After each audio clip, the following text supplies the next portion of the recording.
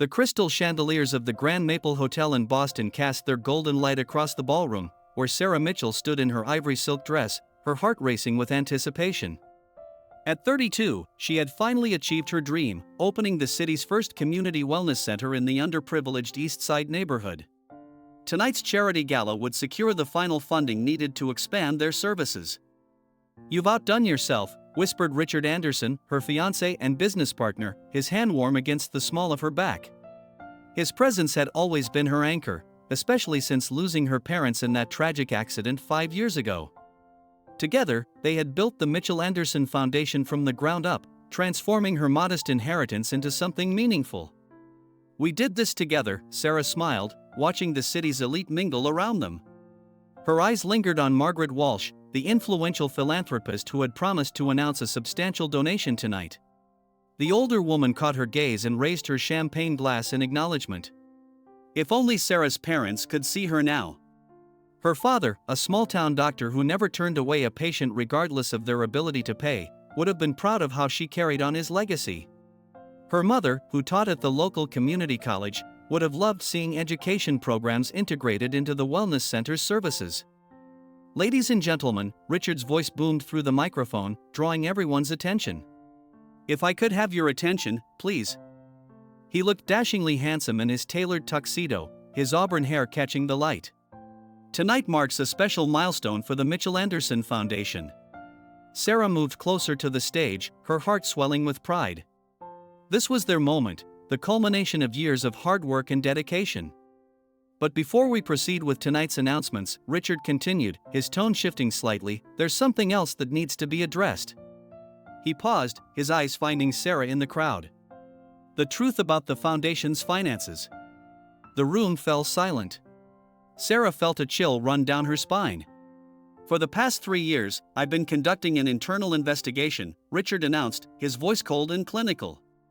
"And I've uncovered systematic embezzlement of foundation funds." Gasps rippled through the crowd. Sarah's world began to spin. "The evidence points to one person," Richard's words cut through the air like shards of glass. "Sarah Mitchell." The room erupted in whispers. Faces turned toward her, expressions morphing from surprise to disgust. Margaret Walsh set down her champagne glass and turned away, while others stepped back as if she carried a contagious disease. "That's not true," Sarah's voice cracked as she stepped forward. "Richard, what are you doing?" "The documentation has already been submitted to the authorities," Richard continued, not needing her eyes. "As of this morning, I've assumed full control of the foundation's board. The Mitchell name will be removed from all our programs." Security guards materialized beside her. Through her tears, Sarah caught a glimpse of Jessica Barnes, her assistant of 2 years, standing next to Richard on stage. The way Jessica leaned into him, familiar and intimate, made the betrayal crystallize with devastating clarity. "This is all a lie." Sarah's voice echoed through the ballroom. "Richard, please. We built this together." But Richard had already turned away, his arm sliding around Jessica's waist. The security guards gripped Sarah's elbows, steering her toward the exit.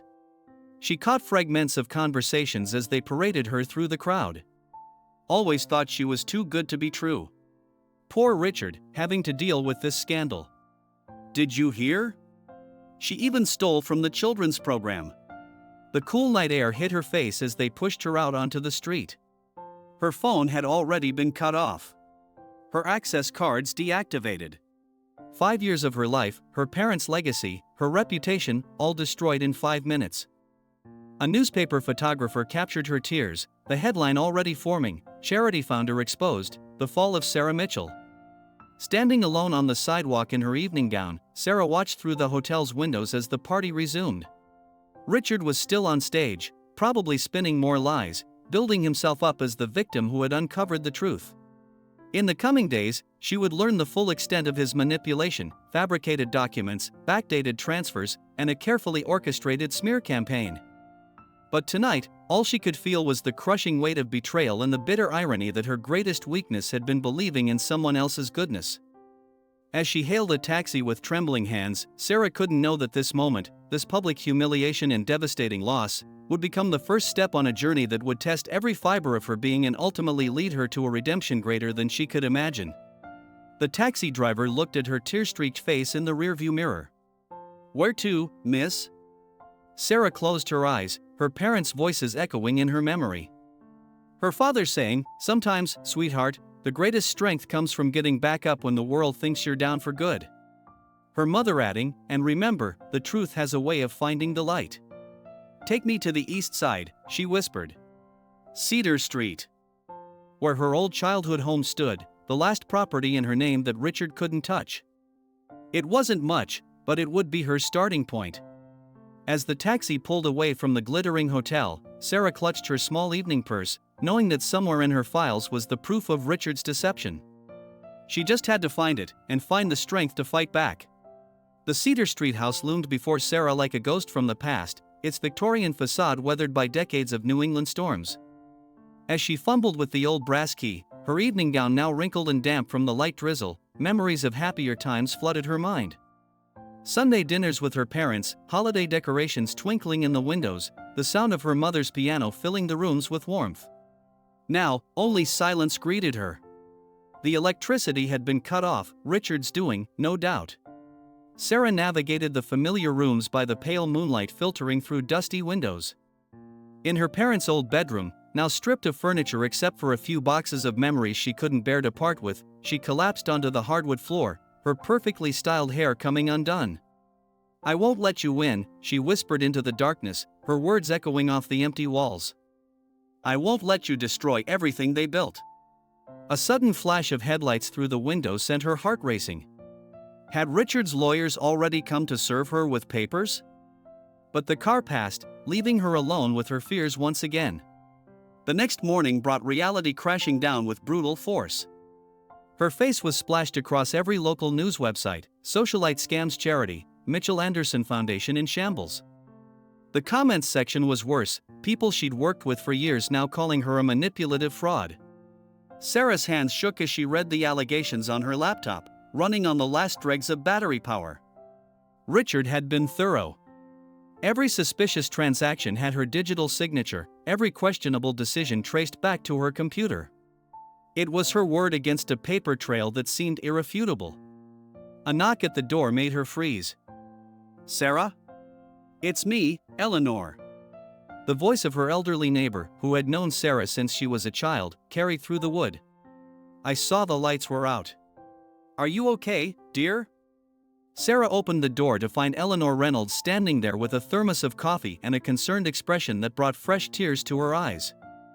At 75, Eleanor had been a fixture in the neighborhood, the kind of person who still believed in bringing casseroles to sick neighbors and keeping an eye out for suspicious activity. "Oh, sweetheart," Eleanor pulled her into a hug, not caring about Sarah's rumpled appearance. "I never believed a word of it. Not for a second." Over coffee served in paper cups, Sarah's china was still in storage. Eleanor listened to the whole story.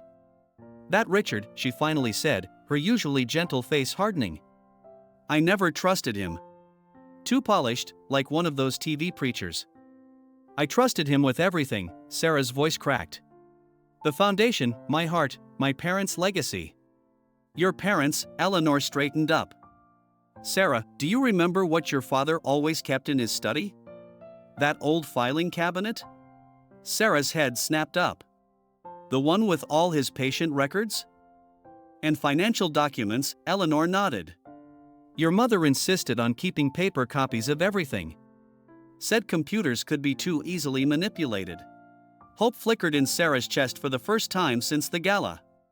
Her father's study was in the basement, untouched since their passing. Richard had never shown any interest in the dusty files, focusing instead on digitizing all the foundation's records. The stairs creaked as they descended, Eleanor's flashlight beam leading the way. The filing cabinet stood exactly as Sarah remembered, a hulking metal sentinel covered in cobwebs. Here, Sarah pulled open a drawer, coughing at the dust. "All the initial foundation documents should be here. The original trust agreement, bank statements." Her fingers trembled as she flipped through the folders. And there it was, the smoking gun she needed. The original trust agreement, with a clause Richard had conveniently missed in the digital version, all major financial decisions required dual authentication, with separate verification codes assigned to both Sarah and Richard. "He couldn't have made those transfers without my actual code," Sarah breathed. The digital signatures must have been forged. But her moment of triumph was short-lived. A message lit up her phone, her last working line before Richard's team could disconnect it too. "Turn on the news," the text read from an unknown number. Channel 7.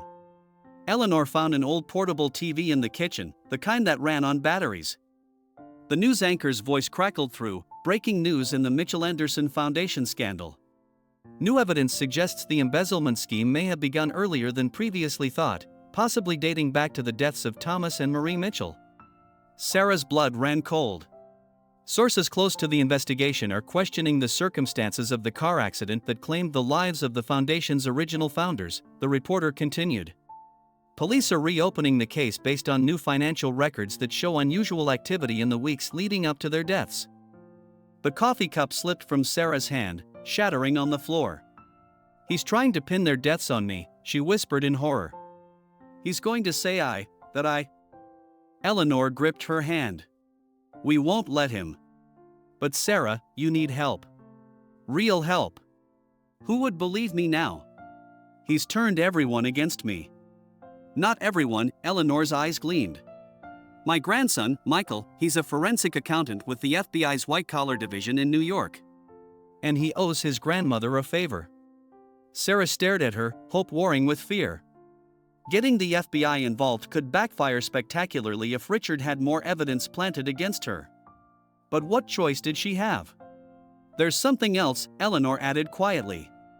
"Something about Richard that you should know. 20 years ago, there was another foundation in Chicago. Another woman who lost everything. Her name was Claire Sullivan." The name hit Sarah like a physical blow. She remembered seeing it once, in passing, on an old document Richard had quickly tucked away. When she'd asked about it, he'd dismissed it as a failed venture from his past. "What happened to her?" Sarah asked, though part of her already knew the answer. "She disappeared," Eleanor's voice was grim. The official story was that she fled to avoid prosecution. But Michael, he always suspected there was more to it. He just could never prove it. Outside, thunder rumbled across the Boston skyline. The storm that had been threatening all day was finally breaking. Sarah stood, her designer dress now wrinkled and coffee-stained, but her spine straight. "Call him," she said. "Call Michael.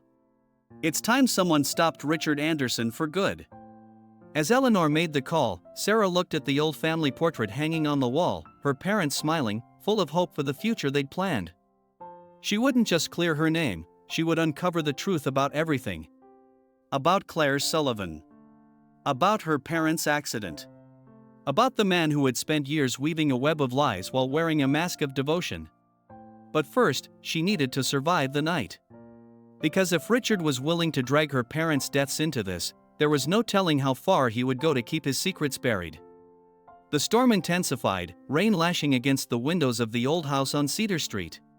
Somewhere in the darkness, a car engine started, and this time, it didn't drive away. The black SUV's headlights cut through the rain, illuminating the Victorian house's facade in an eerie glow. Sarah's heart pounded as she and Eleanor peered through the gap in the curtains. "Back door," Eleanor whispered urgently, her aged hands surprisingly steady as she guided Sarah through the darkened house. "Through the kitchen garden, there's a gate that leads to Maple Avenue." But before they could reach the kitchen, the front door burst open with a splintering crack. 3 men in dark suits entered, their shoes leaving wet prints on the hardwood floors. "Ms. Mitchell?" The leader's voice was professionally cold. "I'm Agent Warner with the SEC. We have some questions about the foundation's finances." Sarah's mind raced. The Securities and Exchange Commission? Richard must have fabricated evidence of securities fraud too. She opened her mouth to respond, but Eleanor stepped forward, every inch the formidable grandmother she was. "Do you gentlemen have a warrant?" Eleanor's voice carried the weight of decades of dealing with bureaucrats. "Because if not, you're trespassing on private property at..." She checked her watch, 11:42 p.m., during a storm no less. I'm sure the media would love to hear about federal agents breaking down doors without proper documentation. The agents hesitated, exchanging glances. That's when another voice cut through the tension.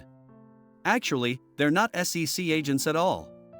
A tall figure stepped out of the shadows of the dining room, gun drawn. Real federal agents don't wear Ferragamo shoes to a raid. The three fake agents reached for their weapons, but the newcomer was faster. FBI. Drop your weapons. Now. Two more agents emerged from the kitchen, their guns trained on the imposters. In the chaos that followed, Sarah found herself being hurried into the kitchen by a younger man with Eleanor's sharp green eyes. Michael Reynolds, he introduced himself quickly, checking the windows. Sorry I couldn't get here sooner, Grandma. Traffic was hell, and I had to call in some favors to get a tactical team here this fast. Sarah's head spun as she processed what was happening. Those men, they were sent by Richard? Michael nodded grimly. Private security contractors. We've been watching Richard Anderson for months, but could never get enough evidence. Until now. In the living room, the sound of handcuffs clicking into place was followed by Miranda rights being read. Eleanor appeared in the kitchen doorway, looking rather pleased with herself. I told you my grandson would help, she said with a satisfied smile. Now, Michael, there's something in the basement you need to see. The next few hours passed in a blur of activity. FBI forensics teams photographed and cataloged every document in the filing cabinet. Michael pored over the trust agreements Sarah had found, his expression growing increasingly serious. This is exactly what we needed, he muttered, comparing documents on his laptop. The digital versions in the Foundation's system have been altered, subtly, but it's there if you know where to look. The metadata shows modifications made from an IP address registered to a shell company we've linked to Richard's private accounts. Dawn was breaking when Michael finally laid out the full picture for Sarah. They sat around Eleanor's kitchen table, empty coffee cups scattered between stacks of documents. Richard Anderson isn't his real name, Michael revealed, pulling up a file on his laptop. He's Richard Sullivan, Claire Sullivan's younger brother. Sarah felt the floor drop out from under her. Claire Sullivan, the woman who disappeared? Michael nodded. Their parents ran a successful charitable foundation in Chicago. When they died, Claire inherited everything. Richard was written out of the will due to his gambling debts and suspicious business dealings. A year later, Claire's foundation collapsed amid embezzlement accusations. She vanished, the money was never found, and Richard emerged in Boston with a new name and a clean slate. And now he's doing it again, Sarah whispered. But why my foundation? Why me? Because of your parents, Eleanor interjected softly. They were investigating something before they died, weren't they, Michael? Michael's expression darkened. Your father was on the board of medical ethics at Boston General. 3 months before the accident, he flagged some irregularities in the hospital's charitable giving program. Donations being diverted, medications going missing. And the administrator in charge of the program was Jessica Barnes. Jessica? Sarah's mind reeled. But she only became my assistant 2 years ago. She's Richard's plant, Michael confirmed. She worked for him in Chicago too, under a different name. We think your parents were getting close to uncovering their operation. The accident, well, the brake lines didn't fail naturally. Sarah felt bile rise in her throat. All this time, Richard had been closer to her parents' deaths than she could have imagined. And she had let him into her life, into her heart. There's more, Michael continued. We've traced similar patterns in 3 other cities. Richard targets charitable foundations, particularly ones with personal connections to medical institutions. He uses them to funnel medications and supplies to overseas black markets. The charity fraud is just a cover for a much bigger operation. And now he's trying to frame me for everything, Sarah concluded bitterly. Including my parents' deaths. Yes, but he made a mistake this time, Michael said, a hint of satisfaction in his voice. He got sloppy. Overconfident. The evidence you found in the basement, combined with what we already had, it's enough for a warrant. We're moving on him tonight. Sarah stood abruptly, her chair scraping against the floor.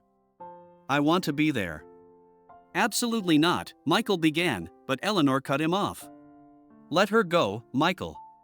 She's earned the right to see this through." After a long moment, Michael nodded. "All right, but you stay in the surveillance van with me." "And Sarah?" His expression softened slightly. "We found Claire Sullivan." Sarah's breath caught. "She's alive?" "Very much so. She's been living under witness protection in Seattle. When she figured out what Richard was doing, she tried to gather evidence against him. He found out and tried to silence her, but she managed to get away. She's been helping us build our case from afar. She's flying in tonight to testify." Hope bloomed in Sarah's chest, fragile but growing stronger. For the first time since the gala, she felt the fog of despair lifting. But there was still one thing nagging at her. "The foundation," she said quietly. "Even if we prove my innocence, the reputation is ruined. All those people who depend on our services." Eleanor reached across the table and squeezed her hand. "One battle at a time, dear. First, we take down Richard. Then we rebuild, together." As the morning sun finally broke through the storm clouds, Sarah looked around the kitchen of her childhood home. In less than 48 hours, her world had shattered and begun to reshape itself. She had lost everything she thought she could trust, but found allies in the most unexpected places. Tonight, Richard Anderson would learn that some betrayals come with a price. And Sarah Mitchell would take the first step toward reclaiming not just her name, but her parents' legacy. Michael's phone buzzed with a message. "Teens in position. Richard's at the foundation office with Jessica. They're moving files, looks like they're planning to run." "Not this time," Sarah said, steel in her voice. "Not ever again." As they prepared to leave, Sarah caught her reflection in the window. The broken woman from the gala was gone. In her place stood someone stronger, someone ready to fight back. Richard had taught her the cost of trusting too easily, but Eleanor and Michael had reminded her that true allies still existed. The game wasn't over. It was just beginning. The FBI surveillance van sat in the shadows of the Mitchell Anderson Foundation building, its darkened windows reflecting the city lights. Inside, Sarah watched the security feeds with Michael and his team, her heart racing as she observed Richard and Jessica frantically moving between offices on the 15th floor. "Look at them scramble," Agent Torres, the tech specialist, commented as she switched between camera views. "They're shredding documents like there's no tomorrow." "Little do they know we've already mirrored their hard drives," Michael added with grim satisfaction. "Every deleted file, every altered record, we have it all." Sarah leaned forward, studying Richard's face on the monitor. How had she never noticed the coldness in his eyes before? The calculated precision in every movement? The man she thought she loved was a carefully constructed facade, designed to gain her trust and access to everything she held dear. Movement at the south entrance, a voice crackled through the radio. "Subject C has arrived." The camera switched to show a sleek black car pulling up to the building's side entrance. A woman stepped out, her blonde hair now streaked with gray, her face bearing the marks of someone who had survived her own battles. Claire Sullivan had arrived.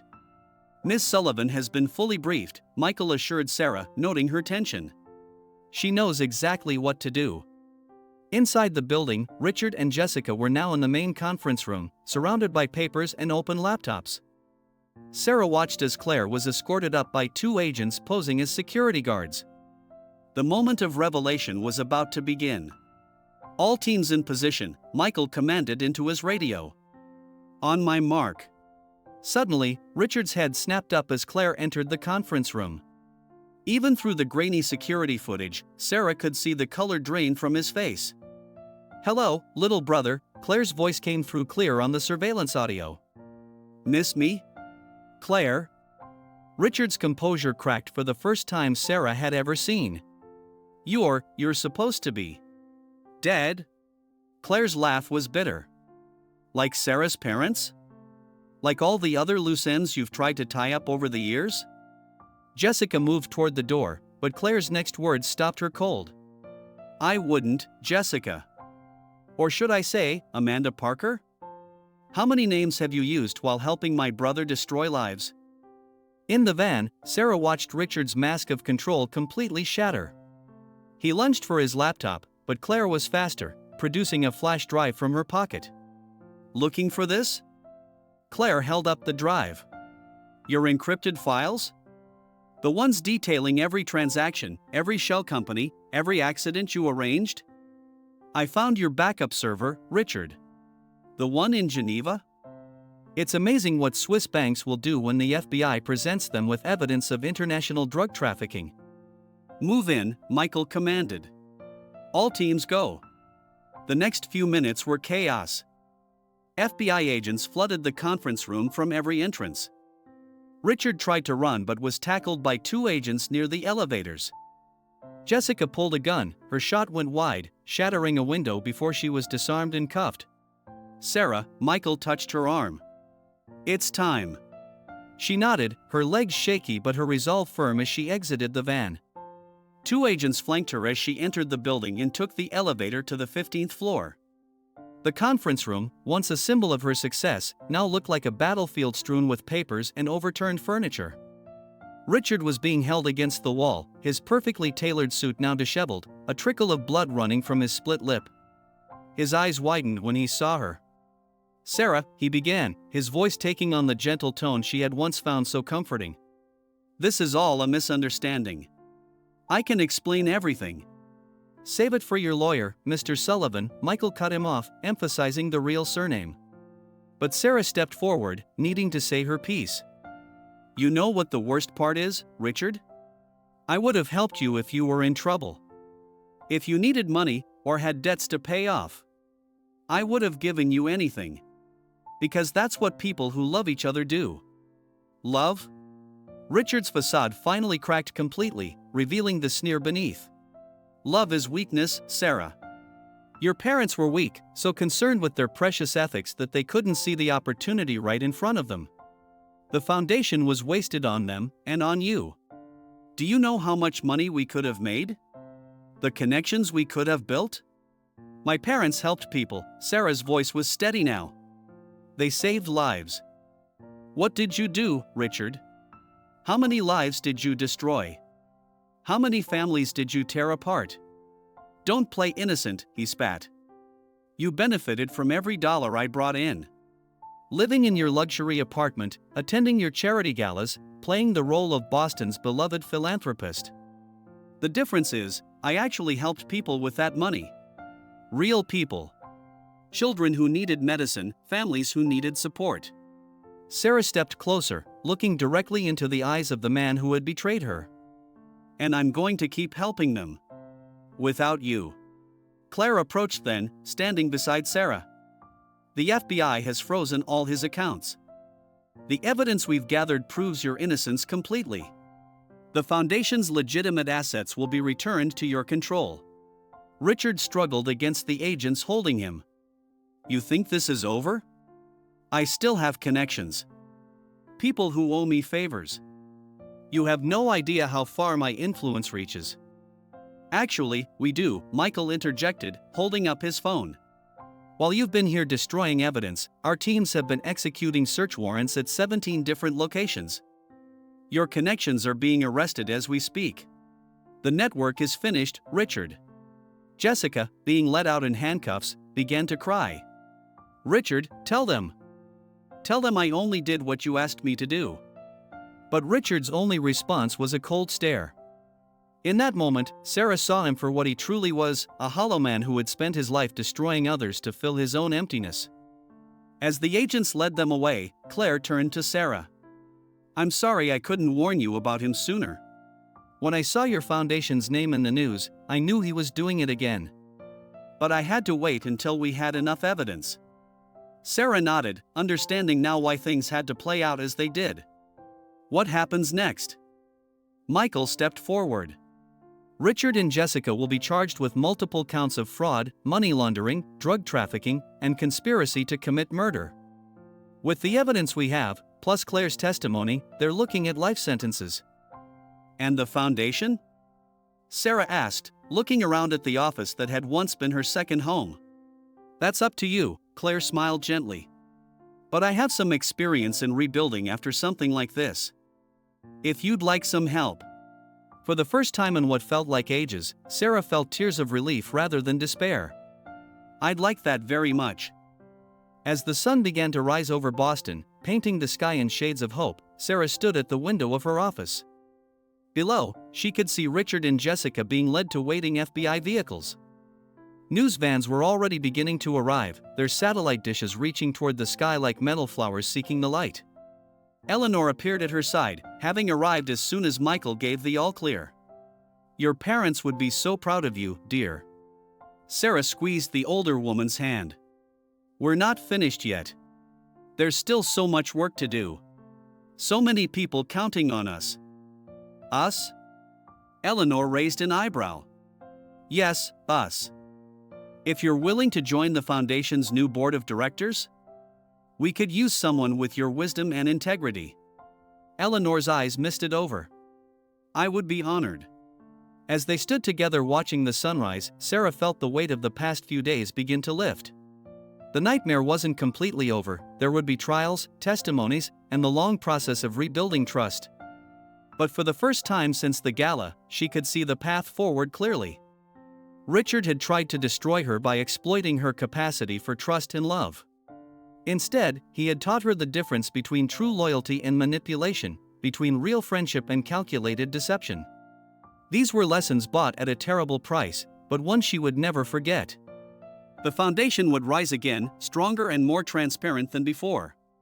And Sarah Mitchell would make sure its light would shine even brighter against the shadows of betrayal that had tried to extinguish it. 3 months after Richard's arrest, Sarah stood before the newly assembled board of the renamed Phoenix Foundation. The conference room, once a scene of betrayal, had been transformed. Gone were the cold, corporate furnishings Richard had insisted upon, replaced by warm woods and comfortable seating that made visitors feel welcome rather than intimidated. The audit results are in, Sarah announced to the attentive faces around the table. Eleanor sat to her right, while Claire Sullivan occupied a seat near the window, her expertise in foundation reconstruction proving invaluable. Every fraudulent transaction has been traced and documented. The FBI has recovered nearly 80% of the diverted funds. And the media coverage, asked Dr. James Chen, the new head of medical operations. He had been one of the few doctors who had publicly defended Sarah during the scandal, risking his own reputation in the process. Turning in our favor, Claire replied, sliding tablets across the table displaying the latest news coverage. Sarah's full exoneration made headlines last week. The expose on Richard's criminal network ran this morning. Public sympathy is strongly with us. Sarah clicked to the next slide in her presentation, showing a graph of recent donations. More importantly, small donors are returning. These aren't the big society names Richard cultivated, these are regular people who believe in our mission. Speaking of missions, Eleanor interjected, her eyes twinkling, tell them about the East Side Clinic. Sarah couldn't help but smile. The East Side Community Health Center had been her original dream, the one Richard had nearly destroyed. Now, it was becoming a reality in ways she had never imagined. Construction begins next week, she announced. But with a few modifications to the original plan. Instead of one central location, we're establishing 3 smaller clinics throughout the neighborhood. This will make healthcare more accessible to families who can't travel far. And the educational programs? This came from Maria Torres, their new director of community outreach, who had previously worked in Boston's public school system. Fully funded for the next 5 years, Sarah confirmed. We're partnering with local community colleges to offer medical training programs, adult education classes, and youth mentorship opportunities. The foundation isn't just treating illness anymore, we're building pathways out of poverty. The meeting continued with updates and proposals, each board member contributing their expertise. Sarah watched them with a deep sense of gratitude. These were people chosen not for their social connections or wealth, but for their integrity and commitment to service. As the meeting concluded, Claire lingered behind. You've done amazing work, Sarah. In 3 months, you've accomplished what took me years. I had help, Sarah acknowledged. And a great teacher. Claire's smile held a touch of sadness. The trial starts next week. Are you ready? Sarah's stomach tightened. Despite all the progress with the foundation, The thought of facing Richard in court still filled her with dread. I have to be. The prosecution says my testimony is crucial. You won't be alone, Claire assured her. I'll be right there with you. And Sarah? There's something else you should know. Before she could continue, Eleanor burst back into the conference room, her face pale. Sarah, turn on the news. Now. The wall-mounted screen flickered to life, showing breaking news coverage. Sarah's blood ran cold as she read the headline, Key Witness in Foundation Fraud Case Found Dead. Jessica Barnes, also known as Amanda Parker, was found deceased in her cell this morning, the reporter announced. Preliminary reports suggest a possible suicide, though investigators have not ruled out foul play. Richard, Claire whispered. He's still pulling strings, even from prison. Sarah sank into a chair, her mind racing. Jessica had been scheduled to testify against Richard, her plea deal contingent on full cooperation. She had been about to reveal the names of everyone involved in the drug trafficking operation. This changes everything, Claire said grimly. Without Jessica's testimony. We still have the evidence, Sarah interrupted, standing up. And now we have even more reason to make sure he never hurts anyone again. Her phone buzzed, Michael Reynolds calling. Sarah, I assume you've seen the news. We need to move you to a safe house. Now. No, Sarah's voice was firm. I'm not hiding. Sarah, please, Eleanor pleaded. Richard clearly still has people willing to kill for him. Exactly, Sarah turned to face the Boston skyline through the window. And if I run now, they win. Everything we've built here, everything we're trying to accomplish, it all depends on standing up to people like Richard. Michael's sigh crackled through the phone. At least let us assign you protection. A security detail. Agreed, Sarah conceded. But I'm not stopping our work. The clinic groundbreaking is tomorrow, and I'll be there. After arranging the security details with Michael, Sarah found herself alone in her office with Claire. The older woman studied her with a mixture of admiration and concern. You remind me so much of myself at your age, Claire said softly. But Sarah, there's something you need to understand about my brother. He doesn't just want to silence people, he wants to destroy them completely. What happened to Jessica? It wasn't just about stopping her testimony. It was a message. To me? To anyone who might think about betraying him. Claire's eyes hardened. When I escaped, he didn't just try to kill me. He tried to erase every good thing I'd ever done, every relationship I'd built. The foundation was only part of it. Sarah thought about the files Michael had shown her, the pattern of destruction that followed Richard across the country. But this time it's different. He's already lost everything. No, Claire shook her head. He's lost his freedom, his money, his reputation. But he hasn't lost his power over you. Not as long as you're afraid. The truth of those words hit Sarah like a physical force. Despite all her progress with the foundation, despite the support of her new board and the community, part of her was still that woman in the ballroom, watching her world crumble. So what do? We fight back, Claire's voice was steel. Not just in court, but everywhere. Every life the foundation saves, every student we help educate, every family we lift out of poverty, that's a blow against everything Richard represents. Sarah looked at the plans for the East Side clinics spread across her desk. Tomorrow, they would break ground on the first one. Families would gather, community leaders would speak, and the media would cover every moment. He wants me to run, Sarah realized. To show that he can still control my life, even from behind bars. Exactly. Claire squeezed her shoulder. So what are you going to do about it? Sarah picked up her phone and dialed Maria's number. Maria? About tomorrow's groundbreaking, I want to make some changes. Instead of just a ceremony, let's make it a community health fair. Free screenings, educational workshops, the works. And call Dr. Chen, see if his medical students can volunteer. As she outlined her plans, Sarah felt her fear transforming into determination. Richard had tried to destroy her parents' legacy of compassion and service. He had failed. Now he was trying to destroy her through fear. He would fail at that too. The sun was setting over Boston, painting the sky in fierce oranges and reds. Tomorrow would bring its own challenges: the health fair, the ongoing investigation into Jessica's death, the looming trial. But for the first time, Sarah felt truly free of Richard's shadow. She was no longer the woman who trusted too easily or loved too blindly. She had been forged in the fire of betrayal and emerged stronger, wiser, but no less committed to helping others. That was a victory Richard could never take away. As she gathered her things to leave, Sarah paused at her office door. On the wall hung a new photo, not the society snapshots Richard had favored, but a simple image of her parents outside their first small medical practice.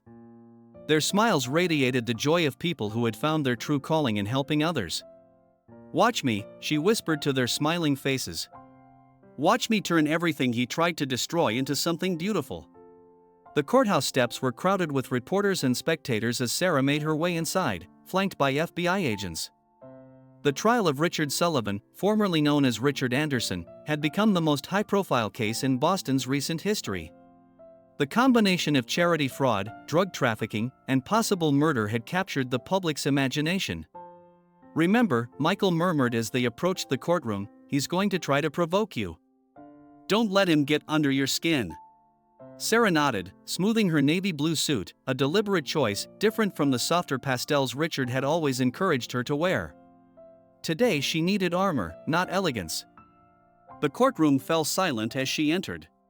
Claire was already seated in the front row, offering a supportive smile. But Sarah's attention was drawn to the defense table, where Richard sat in an expensive suit, looking as polished as ever. Only the dark circles under his eyes betrayed his months in custody. As she took the witness stand and was sworn in, Sarah forced herself to look directly at him. Richard's face bore that familiar gentle expression she had once found so comforting. Now she recognized it as the mask it was. "Ms. Mitchell," the prosecutor began, "please tell the court about your first meeting with the defendant." Sarah took a deep breath and began her testimony. She described how Richard had approached her after her parents' funeral, offering support and business expertise. How he had gradually gained her trust, suggesting ways to expand the foundation's reach. How he had woven himself into every aspect of her life. "And when did you first notice discrepancies in the foundation's finances?" "I didn't," Sarah admitted. "Richard, Mr. Sullivan, was careful to keep me focused on the public relations aspects while he handled the financial side. He said it was to protect me from stress, so I could be the face of the foundation." The questioning continued for hours. Sarah detailed the gala night, the public humiliation, the discovery of the true extent of Richard's schemes. Through it all, she kept her voice steady, even as she described finding evidence of her parents' murder. Then it was the defense's turn. Richard's lawyer, a sharp-featured woman named Victoria Hawthorne, approached the stand with a predatory smile. "Ms. Mitchell, isn't it true that you signed off on all major financial decisions at the foundation?" "Yes, but..." "And isn't it also true that you lived quite comfortably on the foundation's money? Designer clothes, luxury vacations, expensive dinners." Objection. The prosecutor stood. "The witness's spending habits are not on trial here." "Goes to motive, Your Honor," Hawthorne argued. "The prosecution claims my client manipulated Ms. Mitchell, but perhaps she was a willing participant who turned on him when the scheme unraveled." The judge allowed the line of questioning. Sarah felt her hands trembling but kept her voice firm. "Yes, I lived well. But every expense was documented and legitimate. The foundation's board, the Betrayal board, not the one Richard fabricated, approved all compensation." "Ah yes, the board," Hawthorne's smile widened. "The same board that included your parents before their tragic accident. Tell me, Ms. Mitchell, why didn't you investigate their deaths more thoroughly at the time?" Sarah felt the trap closing. "I trusted the police report." "You trusted. A pattern with you, isn't it? Trusting the police report. Trusting my client. Trusting Jessica Barnes. And now Jessica Barnes is dead, and you're asking this jury to trust your version of events." Objection. The prosecutor was on his feet again. But Sarah had found her voice. "Yes, I trusted. I trusted because my parents taught me that trust and compassion are strengths, not weaknesses. Your client exploited that trust, not just with me but with dozens of other victims. He didn't just steal money, he stole hope from people who needed it most. Hawthorne's smile faltered slightly. Rather eloquent for someone claiming to be an innocent victim. I am innocent of the financial crimes, Sarah's voice rang clear. But I am guilty of believing in people's better nature. I'm guilty of wanting to help others. If those are crimes, then yes, I'm guilty. A murmur ran through the courtroom. Sarah caught Claire's approving nod, but it was Richard's expression that held her attention. For a moment, his mask slipped, revealing a flash of pure hatred. The questioning continued, becoming more technical as Hawthorne tried to trip her up on financial details. But Sarah had spent months preparing for this, studying every transaction, every document. She wouldn't be caught off guard again. Finally, the judge called a recess. As Sarah stepped down from the witness stand, she heard Richard whisper as she passed, "You should have run when you had the chance." Outside the courtroom, Claire pulled her into a quiet alcove. "You did brilliantly. But Sarah, there's something you need to see." She handed Sarah her phone, showing an email that had just arrived. It was from an anonymous source, containing documents that showed a series of transfers from Richard's hidden accounts to offshore banks, transfers made just days before Jessica's death. "He's not done," Claire warned. "These transfers, they're his insurance policy. He's paying people to finish what he started if he goes to prison." Sarah felt a chill down her spine, but refused to let fear take hold. "Then we'll find them. All of them." Michael appeared, his face grave. "There's more. We just got word that someone broke into the foundation's office last night. They didn't take anything, but they left this." He handed her a photograph. It showed Sarah at yesterday's health fair, helping a young girl with her reading. Scrawled across it in red ink were the words, "Everything you love will burn." "We need to cancel tomorrow's clinic opening," Michael insisted. "It's too risky." But Sarah was already shaking her head. "No. That's exactly what he wants. He's trying to stop us from helping people, from carrying on my parents' work." "Sarah, please," Claire pleaded. "I know you want to be brave, but..." "It's not about bravery," Sarah cut her off. "It's about showing every person Richard has ever hurt that he doesn't win. That fear doesn't win." She pulled out her own phone and dialed Eleanor's number. "Eleanor? I need you to contact everyone on the board. Emergency meeting in 2 hours. We're not just opening one clinic tomorrow, we're opening all 3. "All 3? Eleanor sounded shocked. "But we haven't finished staffing. Then we'll call every medical student, every retired doctor, every nurse who's ever volunteered with us. We'll show Richard that for every person he threatens, 10 more will step up to help." As she ended the call, Sarah noticed both Claire and Michael staring at her. "What? You really are your parents' daughter," Claire said softly. They never backed down from a fight either. The afternoon session of the trial began, but now Sarah watched Richard with new understanding. His threats, his schemes, his attempts to instill fear, they were the actions of a man who had never understood true strength. He collected power through money and violence, but he had never experienced the power of a community coming together. Tomorrow, while she testified about drug trafficking and offshore accounts, 3 new clinics would open their doors. Children would receive checkups, elderly patients would get their medications, and families would find the help they needed. That would be her real testimony, not just in words, but in actions. As the day's proceedings ended, Sarah watched Richard being led away in handcuffs. He turned to give her one last threatening smile, but this time she smiled back. Let him plot and scheme from his prison cell. She had something he could never destroy, the legacy of love and service her parents had built, now growing stronger with every life touched by the foundation. Outside, the evening news was already reporting on the trial. But alongside the courtroom footage, they showed clips from the health fair, hundreds of people coming together, helping each other, proving that one man's darkness couldn't overshadow an entire community's light. Sarah stepped into the cooling evening air, ready for whatever tomorrow would bring. The truth was, she wasn't just fighting Richard anymore. She was fighting for every dream he had tried to destroy, every person he had tried to break. And in that fight, she was far from alone. The verdict was due any moment. After 6 grueling weeks of testimony, evidence presentations, and legal arguments, the jury had reached their decision. Sarah sat in the crowded courtroom, surrounded by supporters, Eleanor, Claire, Michael, and dozens of community members whose lives had been touched by the Phoenix Foundation's work. But something felt wrong.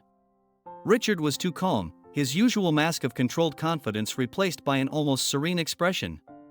His lawyer, Victoria Hawthorne, kept checking her phone, a slight smile playing at the corners of her mouth.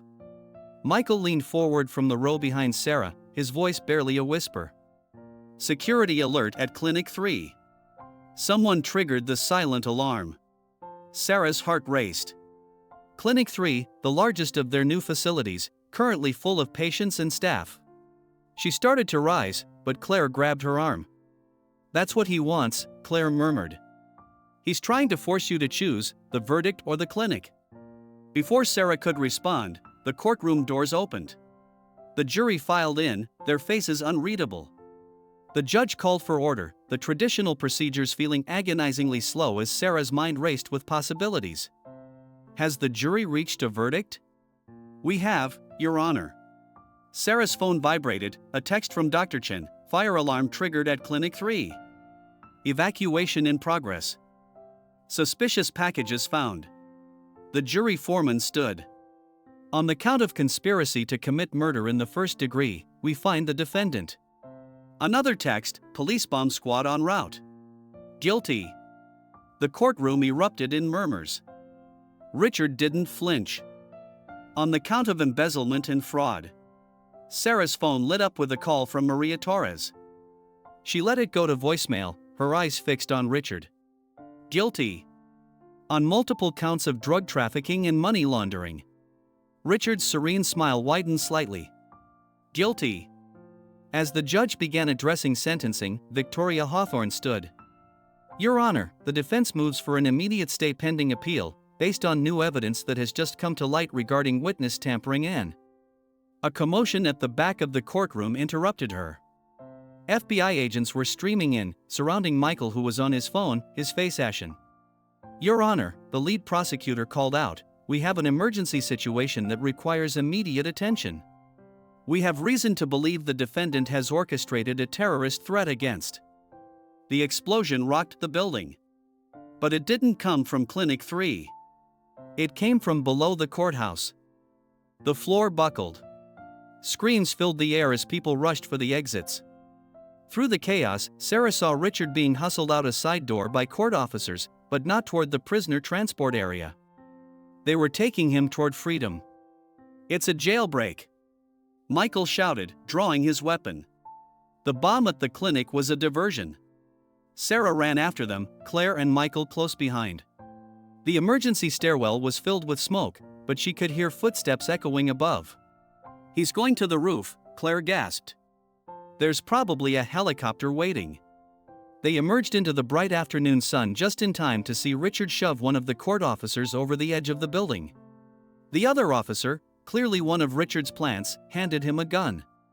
I have to admit, Richard called out as Sarah, Claire, and Michael burst onto the roof. You surprised me, Sarah. I didn't think you had this much fight in you.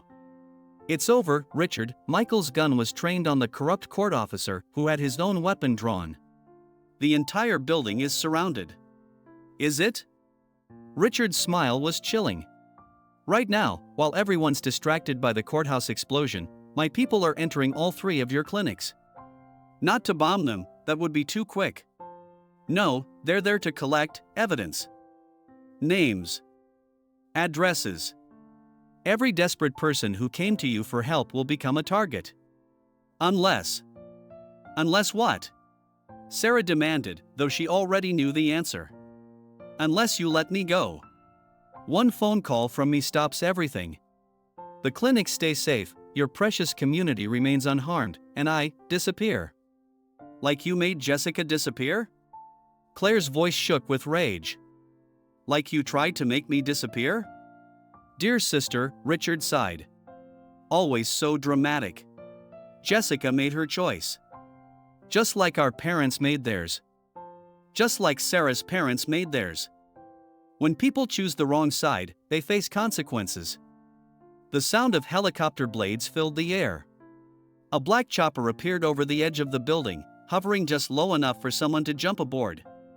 "Time to choose, Sarah," Richard called over the noise. "Your pride or their lives?" Sarah took a step forward, her mind racing. Everything she had built, everything she had fought for, balanced on this moment. She thought of the families at the clinics, the children who trusted her to keep them safe, the legacy her parents had died protecting. And then she smiled. "You still don't understand, do you?" she called back. "Check your phone, Richard. Look at what's happening at the clinics right now." Frowning, Richard pulled out his phone. His face darkened as he watched a live stream from Clinic 3. Instead of chaos and terror, he saw the community in action. Police officers, FBI agents, and community volunteers had formed a human chain around the building. Inside, business continued as usual, with doctors and nurses calmly treating patients. "Impossible," he breathed. "My people." "Your people were arrested an hour ago," Michael announced. "Every single one. While you were focused on your dramatic courthouse escape, we were tracking the offshore payments you made. Every mercenary, every corrupt official, every hired thug. You see, Richard," Sarah continued, taking another step forward, "you taught me well. You taught me to always have a backup plan. To trust no one completely. To expect betrayal. But you forgot something crucial," Claire added. "You forgot that real power doesn't come from fear. It comes from love. From community. From people choosing to stand together against men like you." The helicopter drew closer, but now Richard could see police helicopters approaching from all directions. His planted court officer lowered his weapon, realizing the game was up. "You're just like them," Richard spat at Sarah. "Weak. Sentimental. Thinking you can change the world with kindness and good intentions." "No," Sarah replied calmly. "I'm what happens when kindness learns to fight back. When good intentions get backed up by good planning. When trust is earned, not manipulated." The police helicopters were almost upon them. Richard looked from the approaching aircraft to the gun in his hand, his options disappearing by the second. "It's your choice now, brother," Claire called out. "But for once in your life, face the consequences of your actions with dignity." For a moment, Sarah thought he might choose violence to the end. But something in Richard's expression changed, not surrender, exactly, but a grudging recognition that he had been outplayed. He lowered the gun. As FBI agents swarmed the roof and Richard was properly restrained, Sarah's phone buzzed with messages from the clinics. Every location was secure. Every patient was safe. The community had come together exactly as she had believed they would. "Sarah," Michael touched her shoulder, "there's something else you should see." He handed her his tablet, showing security footage from the courthouse basement. The explosion had revealed a hidden room, filled with files, computer servers, and most importantly, evidence. Years of Richard's secret records, kept as insurance against his associates. He documented everything, Claire breathed, looking over Sarah's shoulder. "Every crime, every conspiracy, every murder, including your parents." "And mine," Claire added softly. "We can finally prove it all." As the sun began to set over Boston, casting long shadows across the courthouse roof, Sarah watched Richard being led away in chains, real ones this time, with no escape planned. He looked smaller somehow, stripped of his power and pretense. But this wasn't just about Richard anymore. It was about every life he had tried to destroy, every dream he had tried to crush. The Phoenix Foundation would continue to rise, stronger for having faced the fire. And Sarah Mitchell, the woman he had tried to break, would lead the way, not despite her capacity for trust and compassion, but because of it. She turned to Claire and Eleanor, who had finally made it to the roof. "Let's go check on our clinics. Our real work is waiting." Behind them, the setting sun painted the sky in brilliant shades of orange and pink, nature's own testimony that even the darkest days end in light. 1 year later. The grand reopening of the Mitchell Memorial Medical Center drew crowds that filled several blocks of Boston's East Side. Where once stood a single community clinic, now rose a state-of-the-art medical complex, its modern glass facade reflecting the morning sunlight like a beacon of hope. Sarah stood at the podium, looking out over the sea of faces, patients, staff, community members, and media representatives. The past year had been a journey of healing and rebuilding, not just for the foundation, but for everyone touched by Richard's crimes. My parents believe that every person deserves access to quality healthcare, regardless of their circumstances, Sarah began, her voice carrying across the hushed crowd. They dedicated their lives to this principle, and ultimately gave their lives for it. Today, we honor their legacy not just with this building, but with our continued commitment to their vision. In the front row, Eleanor wiped away tears, seated beside Claire Sullivan, who had become not just a mentor but a dear friend. Michael Reynolds, recently promoted to special agent in charge of the FBI's Boston office, stood at the back, ever vigilant but finally able to relax his guard. The Mitchell-Sullivan Healthcare Network, Sarah continued, using the foundation's new name that honored both families' legacies of service, now operates 5 full-service medical centers across New England. But we're more than just buildings and medical equipment. We're a community of healing, of learning, and of second chances. She gestured to the young medical students in their white coats, standing proudly near the entrance. The Foundation's scholarship program, funded in part by the recovered assets from Richard's criminal empire, was already training the next generation of community healthcare providers. Many of you know our story, Sarah acknowledged. You know about the betrayals, the losses, and the battles we faced. But today isn't about those dark chapters. It's about what we chose to do with them. The morning breeze carried the scent of fresh flowers from the memorial garden, where plaques honored not just Thomas and Marie Mitchell, but all those who had fallen victim to Richard's schemes over the years. Claire had helped track down every family, offering not just restitution, but opportunities to be part of the Foundation's new mission. In the past year, our clinics have served over 50,000 patients. Our educational programs have awarded 200 scholarships. Our research department has launched groundbreaking studies in affordable healthcare delivery. But numbers don't tell the whole story. Sarah paused, her eyes finding specific faces in the crowd: the young mother whose children now had regular checkups, the elderly man who could afford his heart medication, the recovering addict who had found purpose as a peer counselor. The real story is in every life touched, every burden lightened, every hope restored. It's in the courage of our staff, the dedication of our volunteers, and the trust of our patients. This is what true legacy looks like, not buildings or banners, but people helping people. As if on cue, the sun broke through the morning clouds, bathing the gathering in warm light. Sarah thought of Richard, sitting in his maximum security cell, his empire dismantled, his schemes exposed. His final appeal had been denied last month, ensuring he would spend the rest of his life behind bars. Some of you have asked how we moved forward after everything that happened, Sarah continued. The answer is simple: we chose love over fear, community over isolation, healing over hatred. We chose to believe that one person's darkness cannot overcome an entire community's light. She gestured to the new wing of the medical center, where innovative programs combine traditional medicine with holistic healing approaches. Today, we're not just opening a building. We're opening a new chapter in our story.